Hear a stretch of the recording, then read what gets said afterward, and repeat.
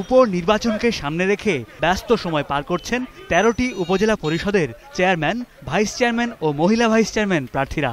এছাড়া আরও ৩ উপজেলায় হচ্ছে নির্বাচন। কর্মী সমর্থকদের নিয়ে সকাল সন্ধ্যা চলছে গণসংযোগ।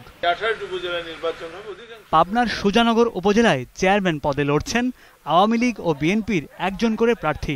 জয়ের ব্যাপারে আশাবাদী উভয়ে, তবে প্রচারে বাধা দেওয়ার রয়েছে পাল্টাপাল্টি অভিযোগ। অত্যন্ত শঙ্কিত যে আমাদের লোকজনের উপর এমনভাবে ভয় ভীতি প্রদর্শন করছে যে আমরা মাঠে নির্বিঘ্নে কাজ করা আমাদের পক্ষে খুবই দুরূহ হচ্ছে। এখন পর্যন্ত কোনো নেতা কর্মীরা আমার দলের কোনো সন্ত্রাস নৈরাজ্যের কোনো করে নাই। আমি আশা করি এই নির্বাচন অত্যন্ত সুষ্ঠু সুন্দর হবে। প্রার্থীদের নিয়ে চুলচেরা বিশ্লেষণ করছেন ভোটাররাও। এলাকার নদী ভাঙার লোক যারা দেশের কাজ করি ভালো তাদেরই দেব। নির্বাচনটা সুষ্ঠু হলে আমরা সঠিকভাবে ভোট দিতে সেন্টারে যাইতে পারবো, লোকজন সবাই যাইতে পারবে, এটা আমরা চাই। কিশোরগঞ্জের হোসেনপুর উপজেলায় আওয়ামী লীগের প্রার্থী জহিরুল ইসলাম নুরু, বিএনপির প্রার্থী জহিরুল ইসলাম মবিন এবং স্বতন্ত্র প্রার্থী মোহাম্মদ সোহেল।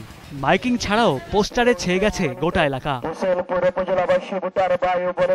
নির্বাচন সুষ্ঠু করতে সব ধরনের প্রস্তুতি নেওয়া হয়েছে বলে জানিয়েছেন রিটার্নিং কর্মকর্তা। এখানে আমরা পর্যাপ্ত সংখ্যক পুলিশ, র্যাব, বিজিবি নিয়োগ করা হবে এবং আমরা নির্বাহী ম্যাজিস্ট্রেট ইতিমধ্যে 2 জনকে নিয়োগ দিয়েছি। উপনির্বাচন হলেও উৎসাহের কমতি নেই নির্বাচনী এলাকাগুলোতে।